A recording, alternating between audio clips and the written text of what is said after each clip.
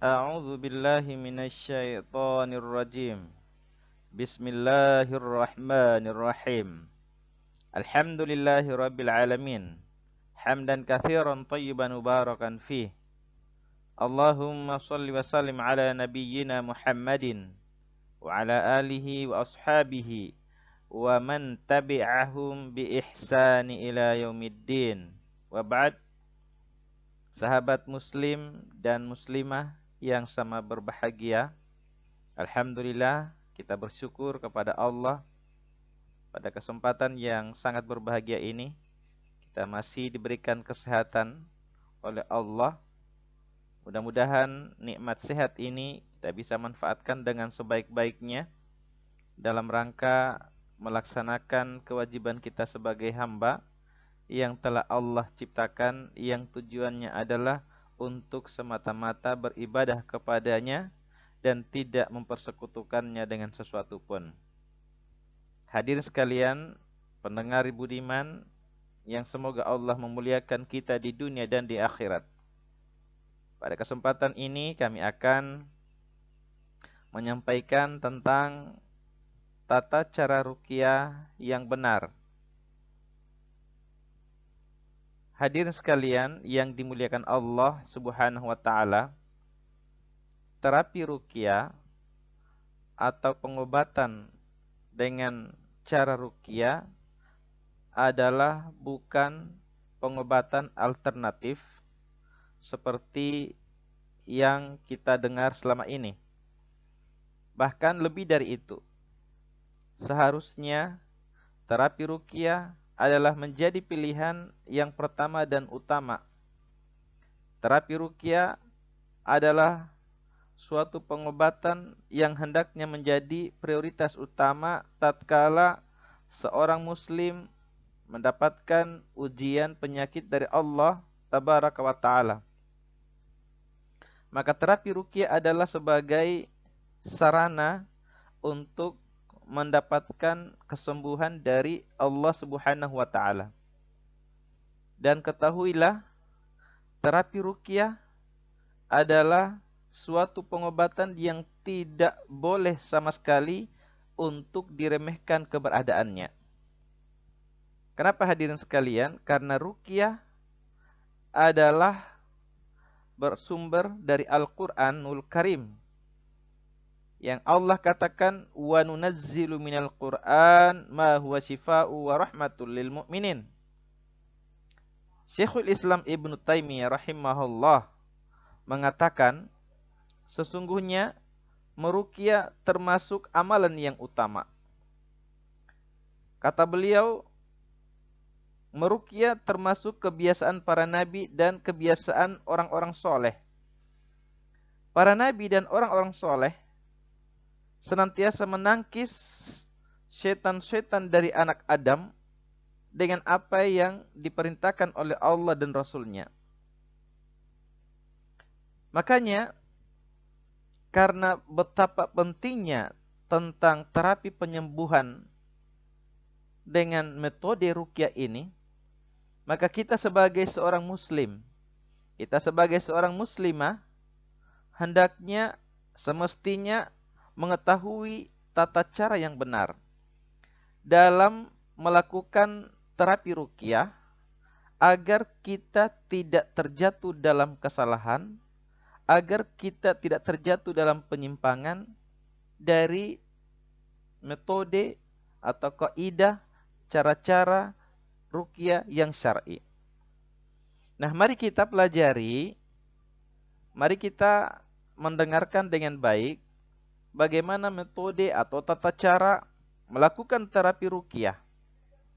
Yang pertama, hendaknya kita meyakinkan dalam jiwa kita, meyakinkan dalam diri kita, meyakinkan dalam hati kita bahwa tidaklah seseorang mendapatkan kesembuhan atas penyakit yang diderita kecuali itu semua datangnya hanya dari Allah Subhanahu wa Ta'ala.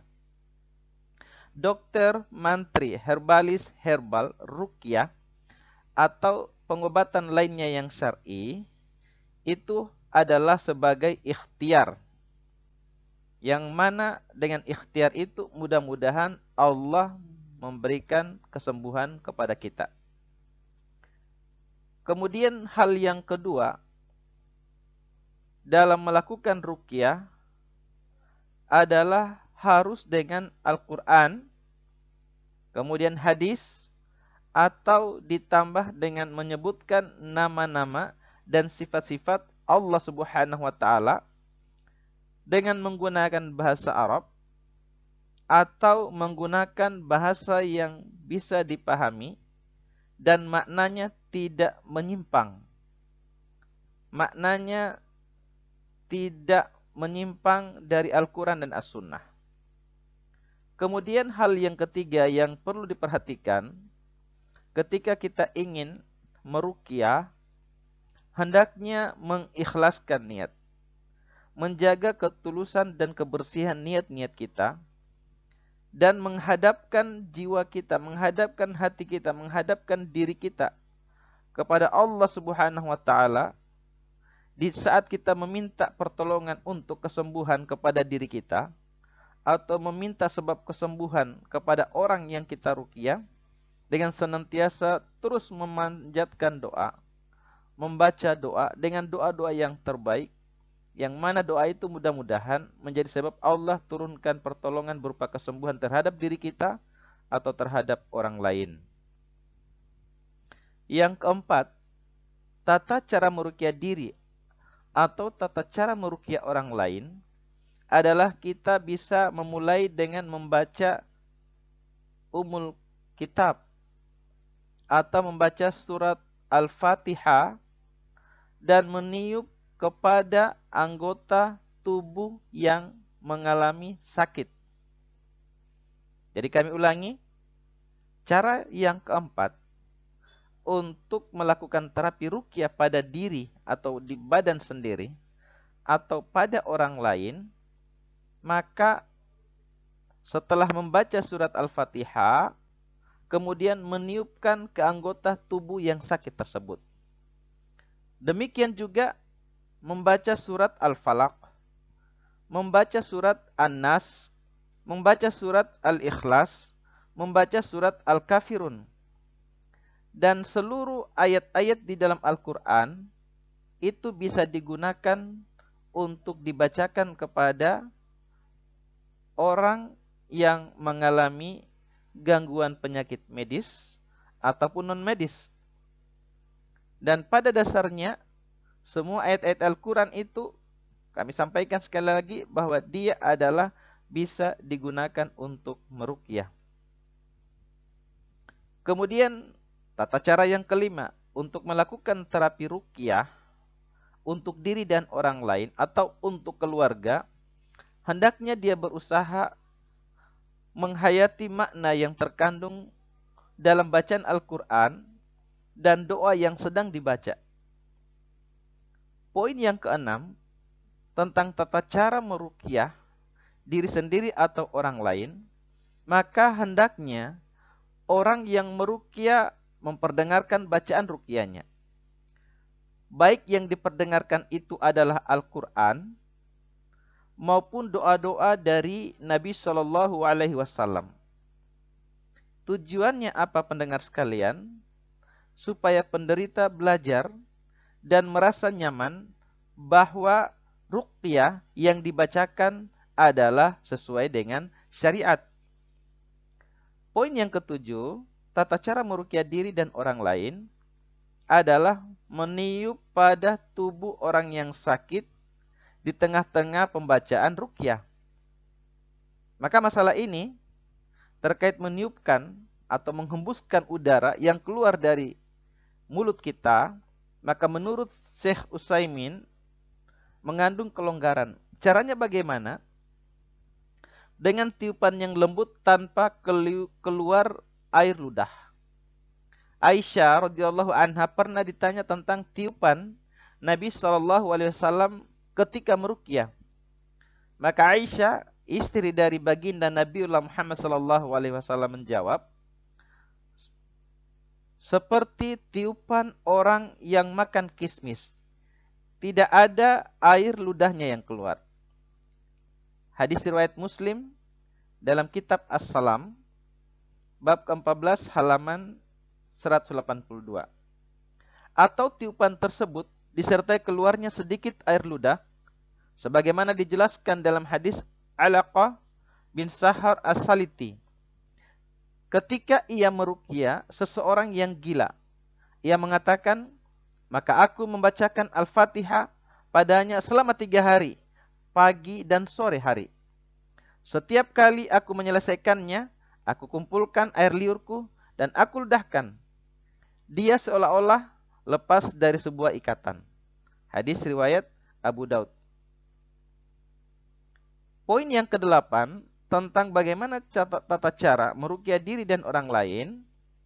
Jika meniupkan ke dalam media dan media itu berisi air atau yang lainnya, itu adalah hal yang tidak jadi masalah. Untuk media yang paling baik ditiupkan adalah minyak zaitun. Disebutkan dalam hadis Malik bin Rabi'ah bahwa Rasulullah sallallahu alaihi wasallam bersabda, "Kuluz zaita waddahinu bihi fa innahu min sajaratin mubarakah." Makanlah minyak zaitun dan olesi tubuh dengannya, sebab ia berasal dari tumbuhan yang penuh berkah. Tata cara yang ke-9 tentang bagaimana cara meruqyah diri dan orang lain adalah mengusap orang yang sakit dengan tangan kanan. Ini berdasarkan hadis Aisyah radhiyallahu anha. Ia berkata, Rasulullah sallallahu alaihi wasallam tatkala dihadapkan pada seseorang yang mengeluh kesakitan, beliau sallallahu alaihi wasallam mengusapnya dengan tangan kanan. Hadis riwayat Muslim, Syarah An-Nawawi rahimahullah. Imam An-Nawawi berkata, dalam hadis tersebut terdapat anjuran untuk mengusap orang yang sakit dengan tangan kanan dan mendoakannya. Banyak riwayat yang sahih tentang hal tersebut yang telah aku himpun dalam kitab Al-Azkar. Dan menurut Syekh Al-Utsaimin rahimahullah berkata, tindakan yang dilakukan sebagian orang saat meruqyah dengan memegangi telapak tangan orang yang sakit atau anggota tubuh tertentu untuk dibacakan kepadanya, maka tidak ada dasarnya sama sekali. Ini menurut pendapat Syekh Utsaimin rahimahullah tentang tindakan yang dilakukan sebagian orang saat meruqyah dengan memegangi telapak tangan orang yang sakit atau anggota tubuh tertentu untuk dibacakan kepadanya. Poin yang ke-10 adalah bagi orang yang meruqyah diri sendiri, letakkan tangan di tempat yang dikeluhkan seraya mengatakan Bismillah sebanyak 3 kali. Kemudian setelah itu dia membacakan A'udzu billahi wa qudratihi min syarri ma ajidu wa ahadhir.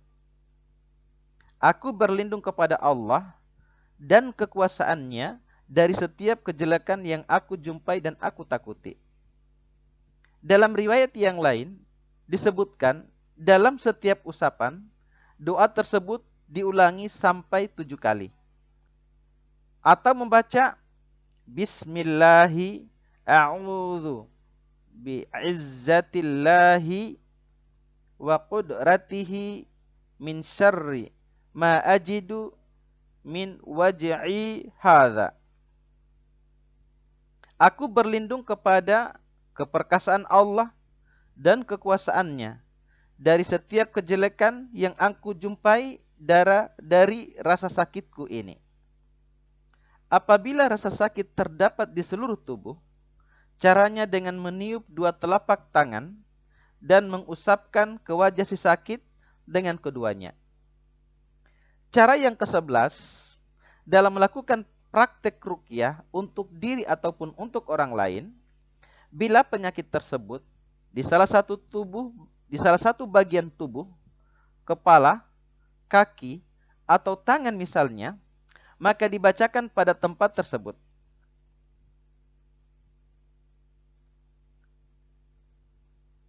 Kemudian Nabi Shallallahu Alaihi Wasallam mengajari kepada kita membaca doa Adhibil ba'sa Rabbin nas washfi anta syafi la shifaa illa shifa'uk shifaa la yughadiru saqama. Hilangkan penyakit ini wahai penguasa manusia, sembuhkanlah engkau maha penyembuh. Tidak ada kesembuhan kecuali penyembuhanmu, obat yang tidak meninggalkan penyakit. Kemudian cara yang ke-12, ketika kita ingin melakukan terapi ruqyah pada diri ataupun kepada orang lain adalah apabila penyakit berada di sekujur badan atau lokasinya tidak jelas seperti gila, dada sempit, atau keluhan pada mata, maka cara mengobatinya dengan membacakan ruqyah di hadapan penderita. Dalam sebuah riwayat disebutkan bahwa Nabi Shallallahu Alaihi Wasallam meruqyah orang yang mengeluhkan rasa sakit. Disebutkan dalam riwayat Ibnu Majah dari Ubay bin Ka'ab, ia berkata, dia bergegas untuk membawanya dan mendudukkannya di hadapan beliau Shallallahu Alaihi Wasallam. Maka aku mendengar beliau membentenginya atau membaca ta'awiz dengan surat Al-Fatihah. Hadirin sekalian yang dimuliakan Allah Subhanahu wa taala, pertanyaannya adalah, apakah ruqyah hanya berlaku untuk penyakit-penyakit yang disebutkan dalam naus atau penyakit secara umum? Maka dalam hadis-hadis yang membicarakan terapi ruqyah, penyakit yang disinggung adalah pengaruh mata yang jahat atau penyakit ain, atau penyebaran bisa beracun atau humah, dan penyakit namlah. Berkaitan dengan masalah ini, Imam An-Nawawi rahimahullah berkata dalam Syarah Sahih Muslim, maksudnya, kata beliau rahimahullah, ruqyah bukan berarti hanya dibolehkan pada 3 penyakit tersebut. Namun maksudnya bahwa beliau ditanya tentang 3 hal itu dan beliau membolehkannya. Andai ditanya tentang yang lain, maka akan mengizinkannya pula. Sebab beliau sudah memberi isyarat bahwa selain mereka, dan beliau pun pernah meruqyah untuk selain 3 keluhan tadi. Sahih Muslim dalam kitab As-Salam, bab istihbab ar-ruqyah minal ain wan namlah. Maka hadirin sekalian yang dimuliakan Allah Subhanahu wa taala, itulah tadi sekilas cara meruqyah secara mandiri. Mudah-mudahan Allah Subhanahu wa taala memberikan kesembuhan atas semua penyakit yang ada di dalam jiwa dan badan kita. Demikian, kurang lebihnya mohon dimaafkan. Subhanakallahumma bihamdik, asyhadu an la ilaha illa anta astaghfiruka wa atubu ilaik. Wassallallahu wasallim ala nabiyyina Muhammadin wa ala alihi wa sahbihi ajmain. Walhamdulillahi rabbil alamin. Keterangan yang baru saja kami bacakan adalah kami kutip dari majalah As-Sunnah edisi 6 tahun ke-9 1426 Hijriah tahun 2005 Masehi. Wassalamualaikum warahmatullahi wabarakatuh.